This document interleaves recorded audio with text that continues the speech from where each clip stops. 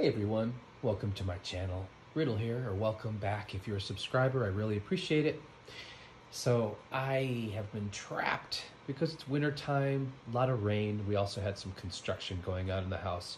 So what was usually my workshop or studio got turned into storage for replacement windows and tools, and I was kind of losing my mind. So we replaced a bunch of sliding doors and windows, and we had piles of these old windows sitting around, and I was perusing YouTube videos and saw a woman doing stained glass by painting the glass using alcohol ink suspended in glue.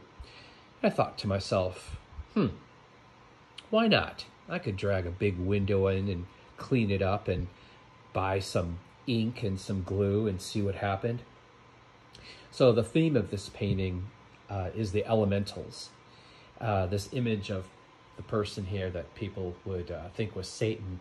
Actually, there is no Satan. If you do the research, Satan was stolen from the church because they were trying to get rid of the pagan population and make everything natural or any of the old ways evil. And so they turned the god Pan, or I can't pronounce the name, so you'll have to excuse me for this. There was another god who was the god of fertility, who often had horns. The image is horns like a stag, and he often carried a snake and was seen with other wild animals. And he was the god of fertility, the god of life and death and the forest, and he would impregnate the fertile Mother Earth in the spring and bring life forth once again. And there's actually carvings of that god underneath the Notre Dame church going back thousands of years. So there's all kinds of stuff going on here with the elementals. We've got fairies. It looks like a regular butterfly, but there's actually a little person in there. We've got our ravens, glorious, glorious sky. And the hands are actually trees. And then there's his snake coming down, down, down, down, down.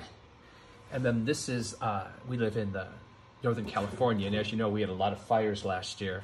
So this is a storm striking the earth with lightning and bringing the fire sprites to life. And then down here, we just have all kinds of insects and fairies and elementals hiding, mushrooms, ferns, various insects. And now, right now, I just have this door positioned, just leaning up against the new patio doors. But you can imagine when the light comes through, how really cool this is going to be.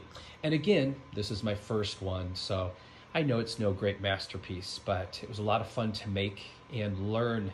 I'm just learning how to work with the glue, because mixing colors with the dye is really challenging. And also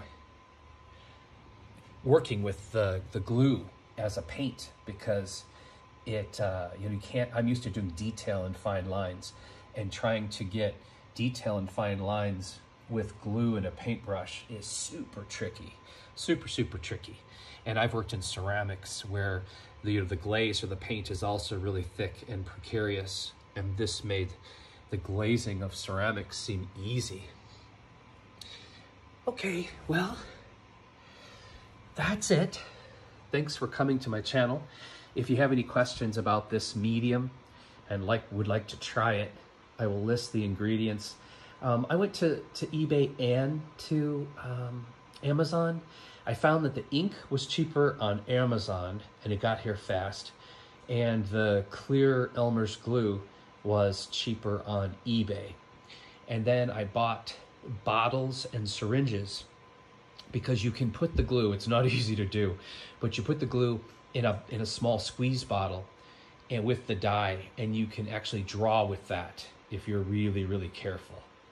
So, excuse the house, it's a bit of a mess. But here's the alcohol ink, and here's the glue used. This was a real bargain. I got 24 bottles for $19.99, and a little bit goes a long way. And you can control how dark or how light or how translucent the paint is. The only thing I was disappointed by was the white. I tried 2 different inks from 2 different companies, and in both of them, when I tried to use the white, it would separate in the glue, and it never came out milky. It always came out like, kind of frosty looking. I'll show you in the painting. And then this was great. This was like $7 for all of these syringes and 2 squeeze bottles. So I've got my black in here, my green I mixed in here. And then when you're done, you're supposed to paint it with a sealant. Now, I watched a video a young lady did, and she said that the Kumar Clear was the best and the only one that sealed without the, making the ink or paint run or change colors. And it was the only one that was shiny. But I bought this UV resistant Krylon, and just like she said, it actually did not dry well on the glass. It made it matte, and I didn't really want matte. It's not super noticeable, but when you work so hard on something, you want perfect. You want it to be clear and look like glass. You can see on the leaves, this is where I use the squeeze bottle to get the veins in the leaves. And then all this detail through the fingers and around the eyes and the butterflies, that was all done with the squeeze bottle, with the black mixed into the glue and the green mixed into the glue. So I'm kind of excited because usually the first thing you do is the worst thing you do. But now that I have a feeling for this, I can further investigate. Now, sometimes instead of using just the glue, I would experiment by just dropping the ink onto the glass like a watercolor and see what it did. And sometimes it looked great, and sometimes it got like really out of control. So again, it's the first one, and you have to play. You have to play to learn. And I'm a real, when it comes to art, I'm a seasoned artist and known for fine line and control and detail.